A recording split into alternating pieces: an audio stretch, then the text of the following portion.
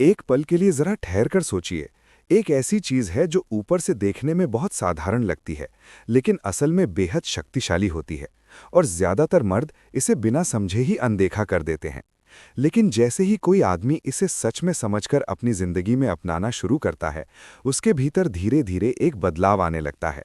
ऐसा लगता है जैसे औरतों के दिमाग में कोई छुपा हुआ स्विच ऑन हो गया हो। वे उसे एक अलग नज़र से देखने लगती हैं।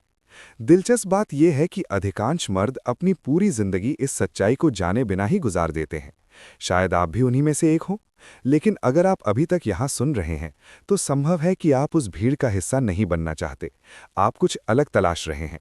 आइए इसे मैं आपको एक कहानी के जरिए समझाता हूँ। ये किसी दिखावटी ट्रिक या सतही टेक्निक के बारे में नहीं है। ये एक गहरे बदलाव की बात है।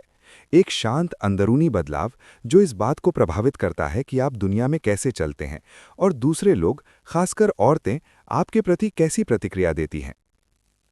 मार्कोस नाम का एक आदमी था। वो बिल्कुल साधारण था। उसके लुक्स में कुछ खास नहीं था। कई मर्दों की तरह वो भी अपने अंदर एक लगातार चलने वाली लड़ाई लड़ रहा था। उसे दूसरों की राय की बहुत परवाह रहती थी। वो हमेशा मंजूरी, तारीफ, ध्यान और वैलिडेशन चाहता था। उसे लगता था कि यही चीज़ें उसे पूरा महसूस कराएंगी। लेकिन चाहे उसने कितनी भी कोशिश की हो, उसे हमेशा ऐसा महसूस होता रहा कि वो कहीं खो गया है, खासकर औरतों के बीच और समाज में सम्मान पाने के मामले में। फिर एक दिन उसकी जिंदगी में बदलाव आया। ये किसी मोटिवेशनल वीडियो या चमकदार सेल्फ हेल्प तकनीक की वजह से नहीं हुआ, बल्कि इसलिए क्योंकि उसे एक पुराना विचार मिला जो समय की कसौटी पर खरा उतरा था: स्टोइसिज्म। शुरुआत में उसे इस पर शक हुआ। उसे लगा कि आज के दौर में आत्मविश्वास और आकर्षण के बारे में कोई पुरानी फिलॉसफी उसे क्या सिखा सकती है। लेकिन जैसे जैसे उसने इसे समझना शुरू किया, उसने महसूस किया कि चीज़ें धीरे धीरे सही दिशा में बदलने लगी हैं, एक ऐसे तरीके से जैसा उसने पहले कभी अनुभव नहीं किया था। स्टोइसिज्म एक बेहद सरल सिद्धांत पर आधारित है: जो आपके नियंत्रण में है उसे नियंत्रित करें, और जो नहीं है उसे जाने दें। इस पर जरा ध्यान दीजिए। ज्यादातर मर्द अपनी भावनाओं के हिसाब से चलते हैं। वे बिना सोचे समझे प्रतिक्रिया देते हैं, जल्दी गुस्सा हो जाते हैं, असुरक्षित महसूस करते हैं, रक्षात्मक हो जाते हैं, ऐसी बातें कह देते हैं जिनका बाद में पछतावा होता है, और अक्सर सामने वाले से रिएक्शन पाने की कोशिश करते हैं। औरतें इस पैटर्न को बहुत जल्दी समझ जाती हैं। वे इस अस्थिरता को महसूस करती हैं, और सच कहें तो ये उन्हें सुरक्षित या आकर्षक नहीं लगता। इसके विपरीत एक स्टोइक आदमी अलग तरह से व्यवहार करता है। मुश्किल परिस्थितियों में भी वो अपना संतुलन नहीं खोता। जब बाकी लोग अपना आपा खो देते हैं, तब भी वो शांत रहता है।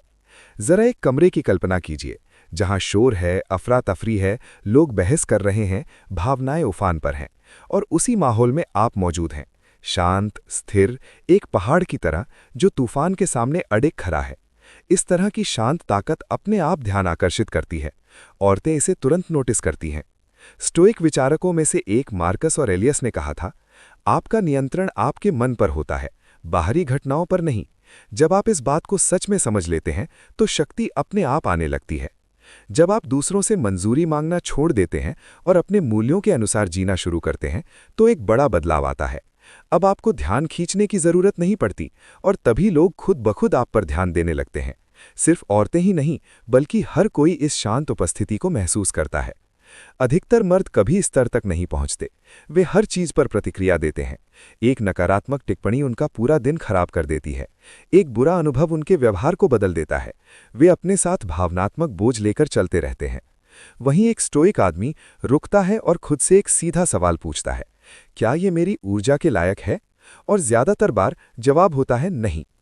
अराजकता के बजाय शांति को चुनने की एक क्षमता ही गहरा सम्मान और स्वाभाविक आकर्षण पैदा करती है।